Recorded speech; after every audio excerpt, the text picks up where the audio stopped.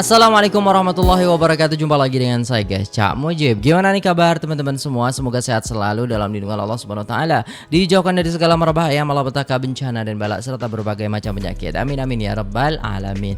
Oke, kali ini kita akan reaksi sebuah video guys ya, bagaimana komentar pasien-pasien yang berobat ke Malaysia.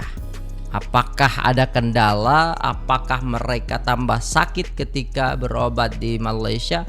Jom kita simak videonya, tonton dari awal sampai akhir. Let's go. Kan gue ngeliat di Twitternya Kiki tuh lagi rame banget ya. Dia membahas soal perbedaan diagnosa mertuanya yang lagi sakit telinga. Jadi di Indonesia dibilangnya mertuanya itu kena stroke telinga. Kemudian di Singapura ternyata berbeda nih, dokternya bilang nggak ada tuh stroke telinga.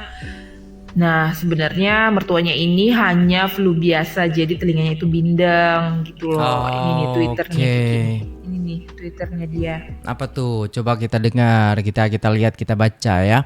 Mertua saya diagnosa stroke kuping. Stroke kuping gimana ceritanya? Karena tiba-tiba pendengarannya terganggu, disuntik dalamnya malah makin parah. Gila, udah salah diagnosa abis itu disuntik. Akhirnya ke RS Singapura dan ketawain sama dokternya, mana ada stroke kuping, itu cuma flu jadinya bindeng ke telinga dan sekarang udah sembuh. Kocak kan? Aduh kocak juga. Ini Pak Jokowi juga di bawahnya itu apa tuh guys ya? Hampir 2 juta orang Indonesia yang berobat ke luar negeri setiap tahun. Wah. Banyak pro dan kontra sih responnya, biasalah ya kan. Banyak yang bilang stroke telinga tuh ada kok gitu. Terus ada juga yang bilang banyak kok dokter yang kompeten di Indonesia, jangan iya banyak, seperti pasti itu, mahal bla bla banget. bla gitu deh. Tapi kalau salah diagnosa gimana dong? Oke, di sini gue pengen berbagi pengalaman, tidak mau menggiring opini apapun ya kan, hanya sekedar sharing waktu bokap gue sakit. Nah, awalnya itu pada tahun 2018 ya kan. Dia ini mengeluh sakit kepala, pusing gitu kan. Terus penglihatannya berkurang. Nah, sewaktu didiagnosa di rumah sakit Medan, dia ini dibilangnya vertigo. Akhirnya minum obat-obatan untuk vertigo lah. Terus kemudian sempat juga mengkonsumsi obat untuk mata supaya penglihatannya lebih cerah gitu kan. Nah setelah beberapa bulan tidak kunjung sembuh, akhirnya pindah lagi lah bokap gue ke rumah sakit yang berbeda tapi masih tetap di Medan. Nah di situ ternyata dokternya bilang bukan vertigo tapi penyakitan pembuluh darah di otak. Jauh banget, habis dari vertigo langsung ke otak gitu. Setelah melakukan beberapa perawatan, check up, minum obat, nggak kunjung sembuh juga nih bokap gue ya kan. Karena nggak puas, pergilah mereka ke rumah sakit yang ada di Penang. Pada saat di rumah sakit di Penang, akhirnya ketahuan bokap gue ini kena gagal ginjal sudah stadium 4. Gila dokter kita guys. Masa salah diagnosa sih? Masa nggak dicek menyeluruh gitu? Kalau iya pengen susah juga sih guys ya. Saya aja kalau kalau cek itu periksa ya udah, kamu ditanya itu yang sakit mana, yang ini mana, udah gitu. Mungkin kalau di Malaysia lebih cek menyeluruh dulu gitu. General check up dulu, apa nih yang sebenarnya terjadi, baru ketahuan ya kan. Oh my god. Iya, tapi kalau di sini nggak kalau awal tuh nggak disarankan untuk general check up sih. Paling cuman tes biasa, tes darah biasa gitu untuk mengetahui mungkin tekanan darah, ya darah di dalam tubuh ya kan. Terus habis itu ada peradangan atau tidak dan lain sebagainya. Paling kayak gitu sih. Oh my god, kenapa ya waktu di Medan tidak terdeteksi minimal stadium 2 atau stadium 3 gitu kan. Jalan satu-satunya hanya cuci darah. Jadi bokap gue itu merasa shock, stres berat karena ya nggak percaya gitu kan, dengar kata cuci darah kan serem ya. Lalu bokap gue juga disuruh sama dokternya membuang semua obat-obatan yang dikonsumsi selama di Medan, terutama obat asam urat. Memang dia udah bertahun-tahun minum obat asam urat itu. Itu sangat-sangat merusak ginjal katanya guys. Jadi hati-hati buat kalian yang terkena asam urat. Saya aja asam urat juga guys. Saya kena asam urat tapi jarang banget minum obat asam urat. Saya minumin air kelapa. Udah itu. Minum air kelapa sore, besoknya udah enak sudah badan itu. Kayak gitu guys ya. Jadi aku menghindari obat asam urat itu karena itu sebenarnya pereda nyeri ya kan, untuk badan kita. Terutama kalau kita istilahnya kalau asam urat tuh makan makanan yang nggak bener gitu guys ya. Nah itu yang bikin asam urat kita naik. Jadi hindari hal seperti itu. Kemarin saja apa ya guys ya, saya sempat gitu kayak makan apa namanya ati ampela gitulah. Nah besoknya udah langsung kemeng semua guys ya, langsung sakit nyilu semua kaki ya kan, terus pinggang dan lain sebagainya. Tapi setelah itu saya mau minum obat atau apa, obat saya kebetulan habis tuh obat asam uratnya.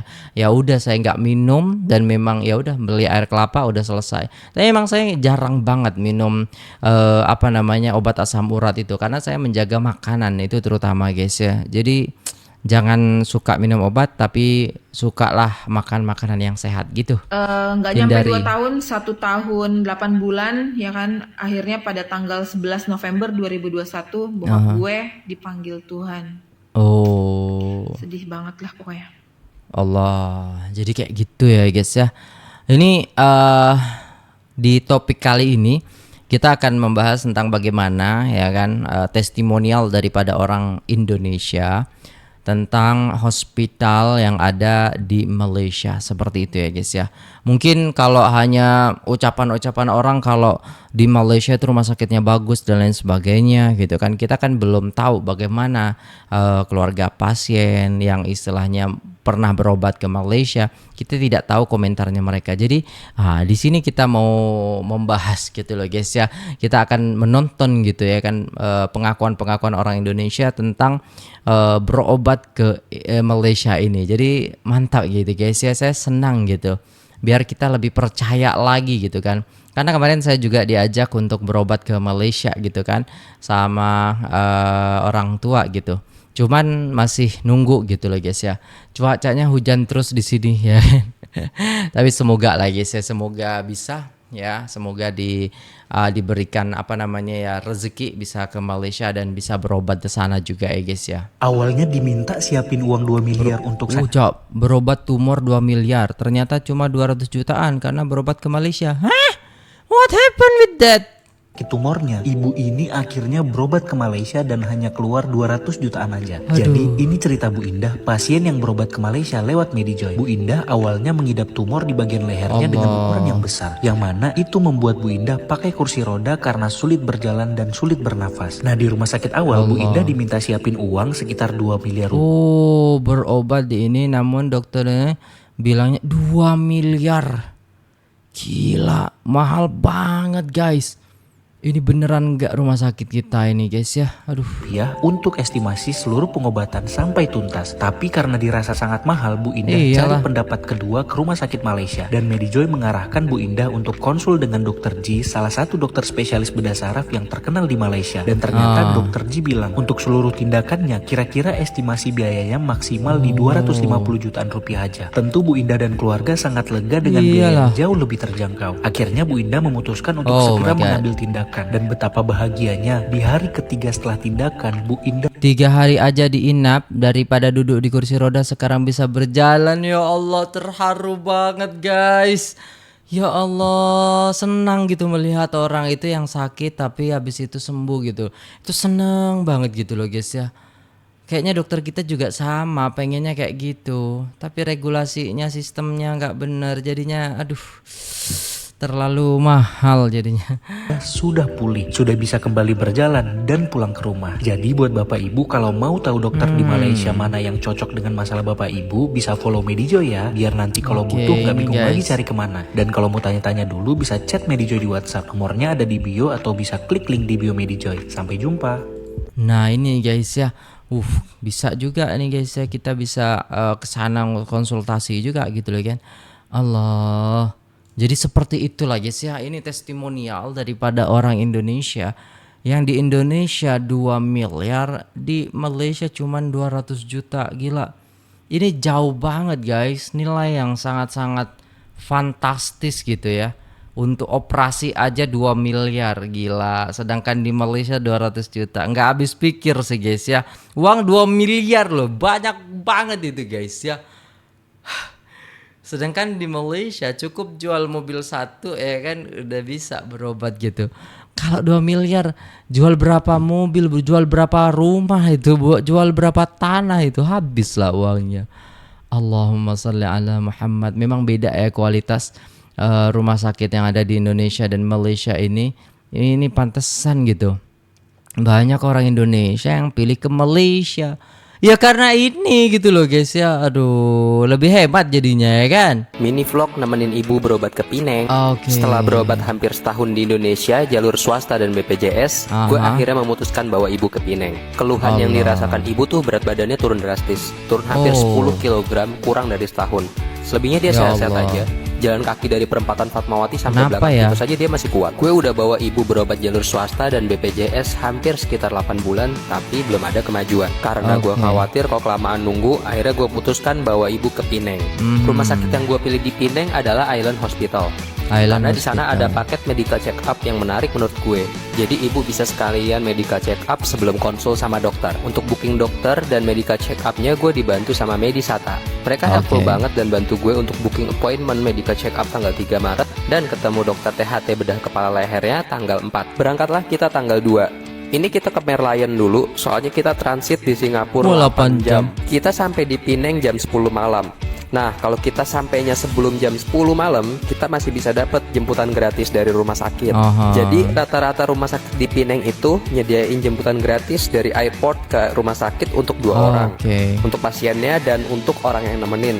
Tapi jemputan ini cuma ada sampai jam 10 malam. Karena gue sampai airportnya lewat dari jam 10, jadi gue gak kedapatan jemputan gratisnya. Akhirnya gue naik Grab sampai penginapan. Penginapan gue juga dapat rekomendasi dari Medisata. Ini penginapannya enak banget, kamarnya luas, ada kolam, ada dapur, laundry, dan lokasinya strategis deket banget sama rumah sakit Island Hospital. Cuma sekitar 200 meteran. Jadi kita bisa jalan kaki dari penginapan ke rumah sakit.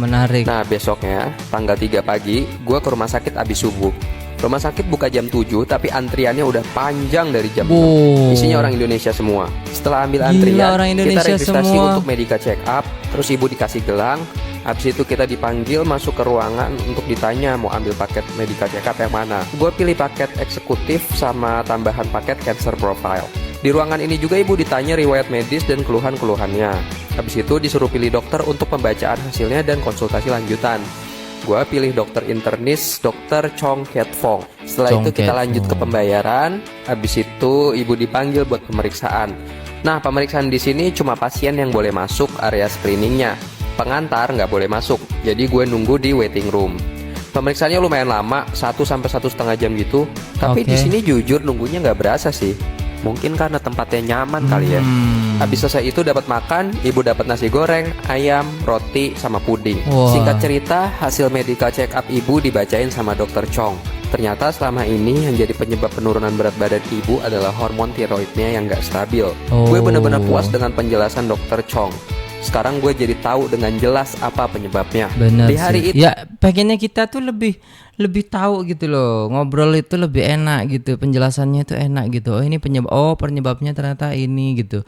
Yang diobati tuh ini nanti kayak gitu. Aduh. Itu juga gue disuruh dokter Chong untuk segera USG leher supaya besok pas ketemu dokter THT bedah kepala lehernya, dokternya udah punya pegangan hasil USG hari ini. Lalu besoknya tanggal 4 Maret kita ke rumah sakit lagi, ambil registrasi ulang dari pagi, dari habis subuh.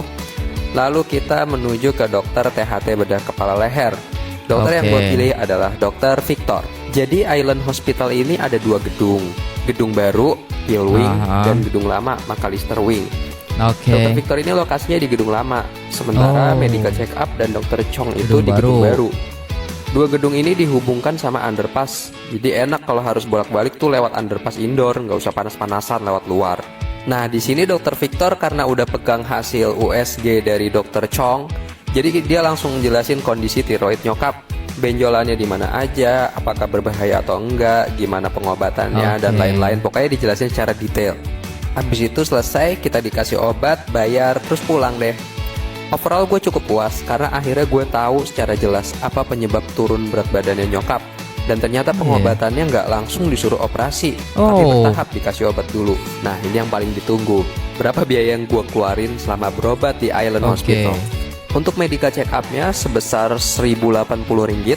Oke. Tapi harganya segitu karena gua ambil tambahan-tambahan lain. Alright. Kalau paket yang standar itu harganya di 760 ringgit. Lalu untuk dokter, obat, lab, dan tindakan lainnya totalnya 1.178 ringgit. Gue bener-bener puas banget berobat di sini. Susternya Berarti 8 juta ya, baru 8 juta itu. Akal, dokter yang ngasih tindakan yang efektif. Pokoknya bener-bener 10/10. Ada yang komen di sini 8 bulan kalah sama 3 hari. Parah banget Indonesia katanya. Ya begitulah guys ya, kesehatan ataupun ya menteri kesehatan, aduh hospital, aduh gimana ini guys ya. Tapi Indonesia sekarang sudah lumayan bagus kalau menurut saya guys ya, karena kemarin saya sakit juga cepet banget juga pulangnya, karena sakitnya ringan juga sih. Ada sebelah saya juga itu operasi hidung gitu, udah 3 hari pulang kayak gitu guys ya. Tapi aneh ya, kenapa kalau penyakit-penyakit dalam itu kalau di Indonesia agak-agak gimana gitu ya guys ya. Masa diagnosa lama banget guys, 8 bulan gitu ya kan. Belum setahun gitu turun drastis tapi belum ketahuan apanya gitu. Iya kan, kok bisa gitu. Padahal kita udah biasanya tuh kalau dokter dalam itu biasanya udah nyaranin untuk medical check up gitu ya. General check up lah kayak gitu lah guys. Pokoknya check up semuanya gitu. Biasanya kayak gitu. Tapi kenapa kok nggak ketemu gitu? Sedangkan di Malaysia cepet banget ketemunya. Aneh ya. Kok aneh gini? Saya juga baru tahu guys, inilah ya. Aduh, yang disampaikan oleh para pasien ya terhadap dokter-dokter yang ada di Malaysia dan juga pelayanan rumah sakit yang ada di Malaysia gitu lah guys ya.